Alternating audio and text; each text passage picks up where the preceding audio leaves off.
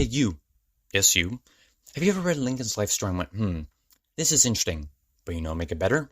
If he teamed up with Tony Stark's father to beat vampires and the slave owners who helped them. No? None of you? Or clearly that's not true, because in 2010 it became a book, then 2 years later a movie that not many people saw, yet Asylum made a ripoff of it the same year. Weird Al took them 3 for a Jurassic World ripoff when it made way more money and was received better, but I already made a video on that piece of shit. There's also no ripoff of Pride, Prejudice, and Zombies, but I guess since even less people saw it or cared to see it, they didn't even bother with it. It stars a bunch of people, including Mary Elizabeth Winstead, who's in The Thing 2011, Scott Pilgrim vs. the World, and it's also going to be in another book-to-film adaptation, also starring that girl from Doctor Strange 2, Zoe Gomez, who was apparently born in California, the state that gets 2/3 of its forest on fire every time a gender reveal party goes wrong, and another family of leopards gets displaced. How tragic. But I was also born there, only for, a year, so I guess I can't complain. There's probably a couple cool things there, and I might go there someday. Anyways, back to this film. It's directed by Timur Bekmambetov, if that's also how it's pronounced. Maybe I'll edit it in with the correct pronunciation later on. Who is a famous Russian producer who helped kickstart the computer screen movie genre with that horrible Unfriended, but really great Searching. Check it out. He also made The Darkest Hour in 2011, which, similarly to this, has a unique concept, but also bombs. Maybe less so than this, because this had a really big budget, like around nearly 100 million, and only made like 110, 20 million, so it was less of a bomb, still not that much better. And watching this film, despite it being pretty stupid, it also goes pretty damn hard.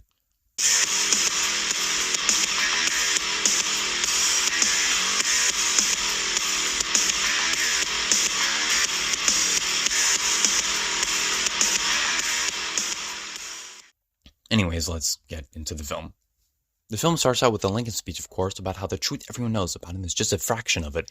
He gives his book to a man, take note of him, because he'll come back later, very soon. We cut back to many decades earlier as a black family is being taken away under the false assumption that they are slaves, and Lincoln tries defending, and then this happens.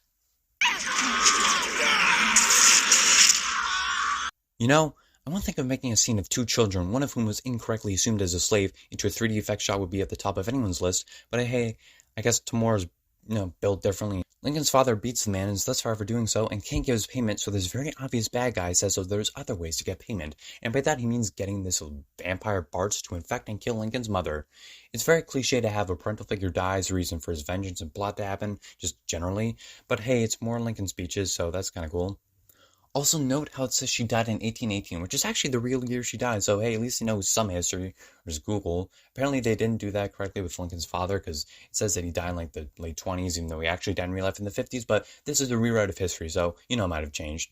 So yeah, his father also dies just extremely quickly, and it's here where we formally meet the man holding the book from the intro, Henry. Henry figures out that Lincoln is going to kill someone by seeing his gun, and that's how he saves him when he later tries killing Bartz by shooting him in the eye with a bullet, but not a silver one. We also see 2 more important vampires, Adam, great name for an eldritch vampire that's like thousands of years old, and Vidoma, but she doesn't really do much or even talk much. Lincoln wakes up and talks to Henry, who tells him how he saved him and brought him to his enormous house. He also just goes off on a rant towards Lincoln, needlessly insulting him, because I guess the 2000s era of being generally pessimistic and rude was still there with the writers when this was being done. Not in a good way. He also tells him that Bartz was a vampire and how there's tons more, and tells Lincoln that to be a good vampire hunter, one must have no friends or family or bitches, which will totally never get contradicted several times throughout the film.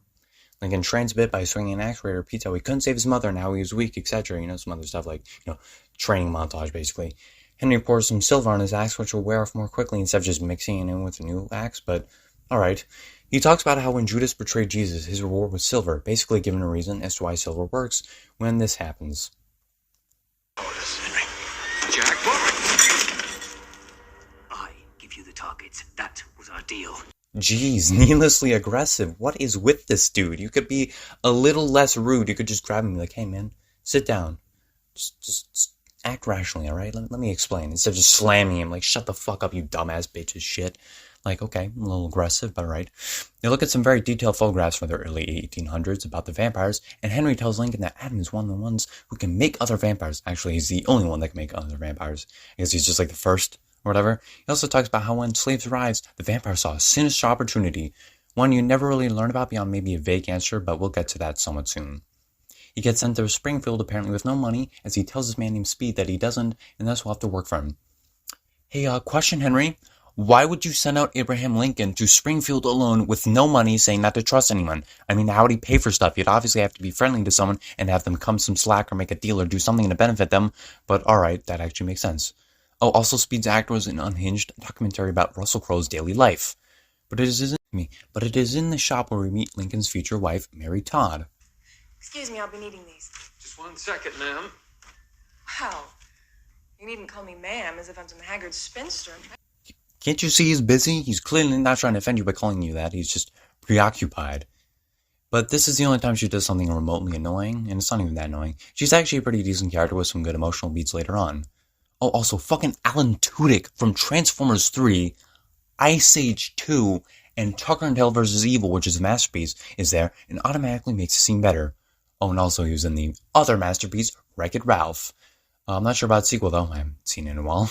But he gets cucked in this film later on, so that's not very cool. Come on, movie. That's not cool, man. Lincoln gets a letter from Henry about a vampire to kill named Aaron Stibble at the pharmacy. He goes there to attack him. Wow.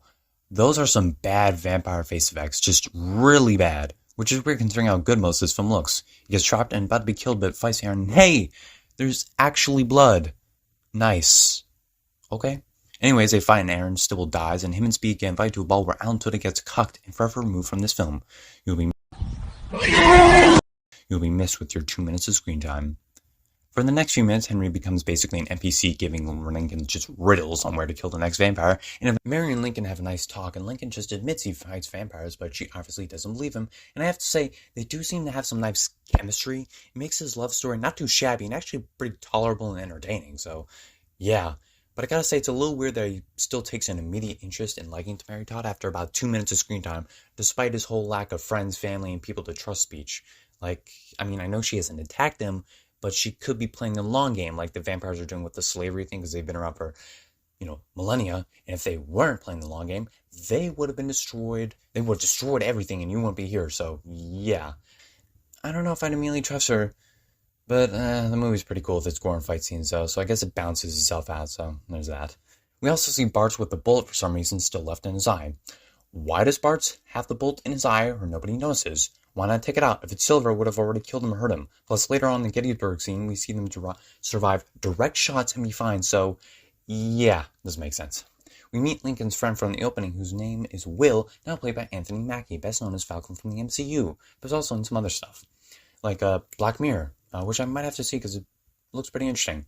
He asks for his help relating to law, as some slave owners are trying to get him back even though he's free, and they get in a fight, but that doesn't stop Lincoln from giving more speeches, which you think would actually get old, but they really don't. They're not bad, they're actually kind of entertaining, and the dude who delivers it kind of sounds a bit like Lincoln, or just does a decent impression and sounds like a person that you'd want to listen to, so there's that, that's good.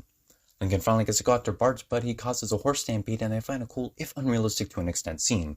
Yeah, they probably could not jump from horse to horse, but it's still unique, and I didn't expect this to happen, so at least this film isn't that cliched, at times, I guess. Bart gets killed, but not before revealing that Henry's a vampire, which is kind of obvious. He always wears sunglasses in every scene. They're even modified to cover even more of his eyes. I feel like this isn't very unique, so dang, my positive for this film is getting negatively balanced out. Alright. And it's convenient that Abe found him to be gnawing on a guy's neck. Okay, can you please get back to actually not being this stupid? Can you not do some stupid shit? But unfortunately, that's kind of done, because Henry reveals the story, which is, guess what? He had a loving wife, and she died, but he had to live. How original. Maybe not this exact scene, but I feel like this stuff has been done before. He could live because his soul's impure, because he gave Captain America too many steroids. Oh, and vampires can't kill each other, remember that. Henry and Lincoln go their separate ways, which I also do later, less than 30 minutes later. Bizarre plotting and pacing, but only for this moment, or these 2 moments. Mary Todd and Lincoln get married, there's some more stuff about the vampires, and now they see Lincoln's watch, which parts technically shouldn't have, but then get this bizarrely blocked scene. So Speed and Will talk. Speed leaves through these stairs, and from the same stairs, some men come down and beat and take Will, and Speed goes to Lincoln's door telling him that they took Will. I don't really know how to explain it, it's just so bizarre, like he left but I guess heard it and did nothing. Makes him seem like a villain, which is in fact kind of revealed way later, so this just bothers me in a way and just feels like weirdly done, like he just leaves, these people come down, beats him, I guess he heard, and he just runs up instead of trying to do anything. It's just bizarre. He just comes up and he's like, Lincoln, they took Will. It's weird. Ugh. They get to this ball with vampires and slaves proceed to get eaten. And this is weird. Why do the vampires need to be part of the slave trade? The closest we get to an answer is that they like to feed on them in the scene, as if they can't do that to anyone else, which they can, and did literally in Henry's backstory like 20 minutes ago, if not less. And the idea that they're all slaves to something and take a bit of an advantage of it, that's it. Also, Adam is criminally underused. His ability to turn people into vampires, and it being only him, is a thing that's never really explained, along with the helping slave owners thing. It's just so undercooked. They're just kind of there, and it feels like a poor attempt to make the film seem more intelligent than it really is, when it could have just been a basic, entertaining movie. Or it could have been an intelligent movie if this shit actually made sense. Even later, Henry says how slavery is what keeps these vampires sated, as if they could only feed on slaves, which is never explained. Like, what the fuck, movie? Explain, please? Bunch of decades pass as Lincoln does what Lincolns do, and it's funny how Lincoln looks noticeably older when he turns 50 or so, but Mary, Todd, and Will look like they had a bad hairdo. Also, nothing is ever said about how Henry doesn't age. Shouldn't some people notice this? Like Will or something like that, or just anyone? They're like, hey, this dude does not age, he looks the same. They also have a child named Willie, and despite making a point that he was the same age as Lincoln himself when he lost a family member, he does not have anyone watching this same Willie, so Vedoma can predictably kill him. This causes Mary Todd to get angry with Lincoln. Mary says how Lincoln shouldn't have lied to her about the vampire hunting business, which is funny when you remember he said it like 40 minutes earlier in the film. But I guess it's been a few decades, so you're bound to forget stuff like vampire hunting. Sure. They talk about how all the soldiers are dying in vain to the vampires, etc., and how they need to pull back, and Lincoln and Mary Todd talk during dinner. Lincoln somehow needs to remember that silver can be used to defeat the vampires, because he didn't know they were part of the enemies? Right? Or am I getting confused? Like, he should have remembered this vital info if he knew vampires were on their side. Or did he not remember? I don't know. Feels like some stuff was maybe like slightly cut out. So they decide to gather all the silver they have and get on a train, help the people in Gettysburg, like, kill them and stuff like that. Because you can, like, they mentioned earlier, you can stuff down, like, a pocket watch. That can help. So even just getting silver and a gun, they could just shoot it out and kill them or whatever the hell. But it turns out Speed is evil and reveals his plan to Vedoma. Question? How did Speed get to talk to Vedoma without her killing her or something? Why would she trust him? Oh, so we can have the big burning train finale. Right. It's time we had a nation of our own. Oh, so in the 5,000 fucking years you've been around, you couldn't make one? Lazy sack of ass. Damn, so not only is this guy underused, not as underused as Vedoma, but still, he's also a moron? Nice. He betrayed you, eh? Speed is leading. You have no idea what you're talking about. You've been doing his job for years, and you've known him for decades. What do you mean you have no idea what you're talking about? He obviously does. The vampires attack the train, and on top with Will, there's some really bad effects.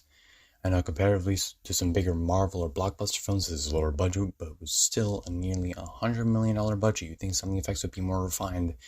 Anyways, Lincoln's nearly dies and gets bit, but psych, that was Henry's arm, and they fight, completely disregarding the vampires can't kill other vampires rule. The whole, only the living can kill the dead rule. But fuck it, the movie's almost over. It's during this fight where Adam realizes the silver on the train is actually just rocks. Get psyched, bitch.